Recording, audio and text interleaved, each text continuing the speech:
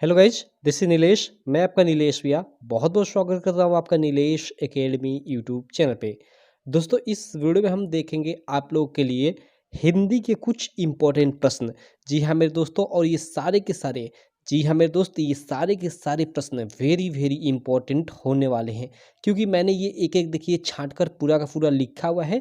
देखिए इसमें प्रश्न मैंने लिखा हुआ है, जैसे ये रेखा चित्र है तो रेखा चित्र विधा की दो मतलब रचनाएं ले लिया और इनके दो लेखकों का नाम ले लिया।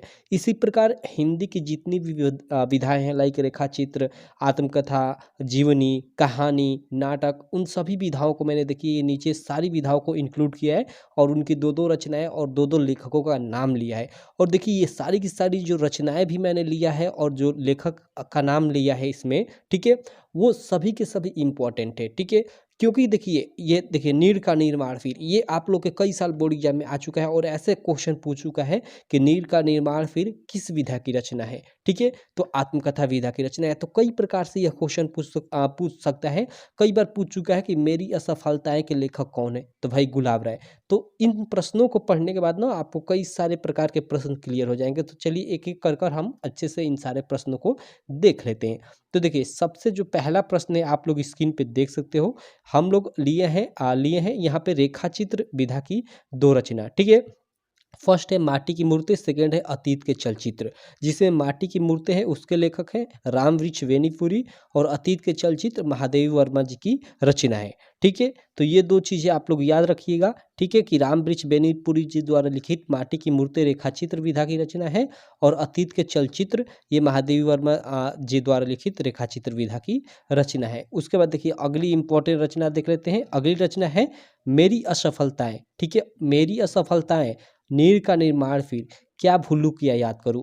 तीनों, ये तीनों की तीनों काफ़ी इंपॉर्टेंट है मेरे दोस्त। हर साल आप लोग के बोर्ड एग्जाम में किसी न किसी मतलब पेपर कोड में ये फंसता ही फंसता है, ठीक है। तो इसको आप लोग याद कर लीजिएगा। जो मेरी असफलताएं हैं बाबू गुलाब राय जी द्वारा लिखित आत्मकथा विधा की रचना है, ठीक है। और जो नीर का निर्माण फिर और क्या भूलू किया याद करूँ, ये दोनों भी आत्मकथा विधा की रचना है, लेकिन इनको लिखा है हरिवंश राय बच्चन जी ने, ठीक है। चलिए अगली देख लेते हैं। अगली हिंदी गद्य की विधा है संस्मरण। आप नाम सुने होंगे, जिसमें पथ के साथ ही एक संस्मरण विधा की रचना है, जिसके मतलब महादेवी वर्मा जी ने जिसको लिखा है, ठीक है। और सेकंड है जंजीरें और दीवारें, जिसको लिखा है रामवृक्ष बेनीपुरी जी ने। तो ये दो आप लोग की संस्मरण विधा की रचनाएं हैं, इनको आप लोग याद कर लीजिएगा। आपके एग्जाम में इस तरह से भी क्वेश्चन बन जाता है कि दो संस्मरण या किसी एक संस्मरण लेखक का नाम लिखिए या संस्मरण विधा की रचना का नाम लिखिए, ठीक है। तो इसको आपको याद करना जरूरी है। चलो अगली जीवनी देख लेते हैं। यहाँ पे देखो जीवनी है। जीवनी में देखो कलम का सिपाही और आवारा मसीहा मैंने दो लिया है। ये दोनों की दोनों काफ़ी वेरी वेरी इंपॉर्टेंट है मेरे दोस्त, ठीक है। तो देखो पहली जो रचना है कलम का सिपाही वो अमृत राय जी द्वारा लिखा गया है, ठीक है। और जो आवारा मसीहा है वो विष्णु प्रभाकर जी द्वारा लिखा गया है। और ये दोनों की दोनों जो रचनाएं हैं वो जीवनी विधा की रचना है। तो मैं आशा करता हूँ ये जीवनी विधा की दोनों रचनाएं जो है ना आपको क्लियर हो गई होंगी। चलिए अगली रचना देख लेते हैं। अगली रचना है यहाँ पे देखिए निबंध विधा की, जैसे चिंतामणि और विचार विधि। और उसके बाद है अशोक के फूल। ये देखिए चिंतामणि और विचार विधि, ये दोनों रचनाएं आचार्य रामचंद्र शुक्ल जी द्वारा लिखी गई हैं। और जो ये अशोक का फूल है ना, ये हजारी प्रसाद द्विवेदी जी द्वारा लिखा गया है। तो इसको भी आप लोग क्लियर कर लीजिएगा।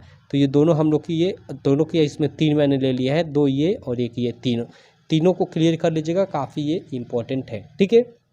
चलो आगे हम देखते हैं। आगे चलने से पहले मैं आपको बता दूं, देखिए ये हम लोग के दो चैनल है यूट्यूब पे, नीलेश क्लासेस और सुपर फास्ट क्लासेस, जिसपे मतलब 2-2 लाख प्लस सब्सक्राइबर है। तो अगर आप इस पे विजिट करना चाहते हैं तो जा सकते हैं। और बाकी ये हम लोग का ये व्हाट्सअप नंबर है, इस पर आप मैसेज कर सकते हो व्हाट्सअप ग्रुप से जुड़ने के लिए, जहाँ पे आपको PDF स्टडी मटेरियल बहुत सारी चीज़ें मिलती रहती हैं।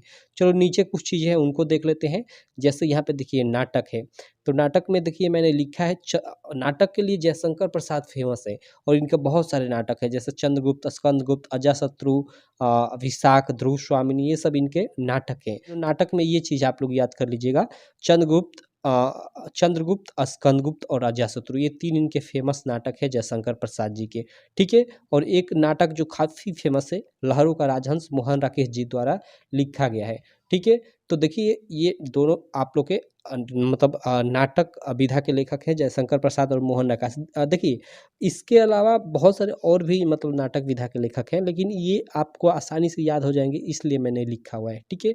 उसके बाद देखिए एक एकांकी विधा होती है हिंदी गद्य की, तो एकांकी में एक ही मैंने लिखा है और यही काफ़ी फेमस है, डॉक्टर राम कुमार वर्मा, और इनकी एकांकी विधा है दीपदान। इतनी बार आप लोग के एग्जाम में पूछ चुका है, मैं क्या बताऊं। दीपदान एकांकी विधा की रचना है जिसके लेखक है डॉक्टर राम कुमार वर्मा, ठीक है। तो इसको आप लोग क्लियर कर लेना।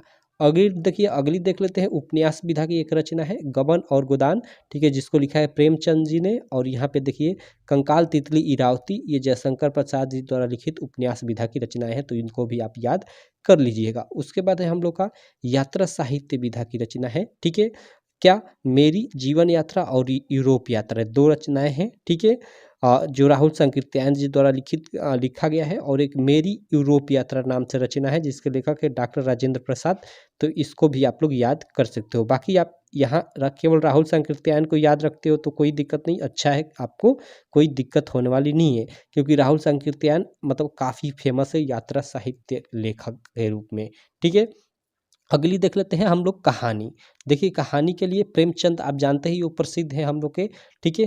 तो प्रेमचंद और इनके पंच परमेश्वर और कफन, दो मतलब इनकी फेमस कहानियाँ एक तरह से बोल सकते हो। एक दो बैलों की जोड़ी आपने सुना होगा, वो भी मतलब फेमस कहानी है इनकी, ठीक है, प्रेमचंद की, तो उसको भी याद रख सकते हो। उसके अलावा देखिए जयशंकर प्रसाद जी मतलब ममता इनका है ना, आप लोग के चैप्टर में ही है, वो कहानी विधा की रचना है, तो आप इसे भी याद रख सकते हो।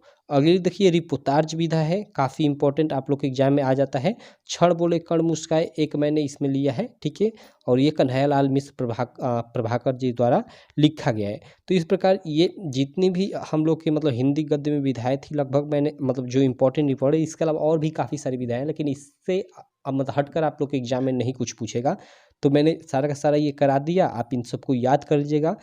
याद करना बेहद ज़रूरी है, क्योंकि एग्जाम में आपके क्या आ सकता है ये तो कोई नहीं बता सकता, तो आपको सब चीज़ें याद करना है। एक नंबर भी ऐसा मत करो कि आपका मतलब गड़बड़ हो। आपको टारगेट रखना है कि 70 आउट ऑफ 70, मतलब 70 में 70 आपको लाना ही लाना है, ठीक है। तो चलिए इसी प्रकार की मैं नेक्स्ट वीडियो में आपसे मिलता हूँ। आशा करता हूँ ये वीडियो आपको काफ़ी अच्छी लगी होगी। वीडियो अच्छी लगी तो चैनल को सब्सक्राइब करना, वीडियो को लाइक करना, और अपने सारे दोस्तों में इस वीडियो को शेयर करना बिल्कुल मत भूलना। तो चलिए, थैंक यू।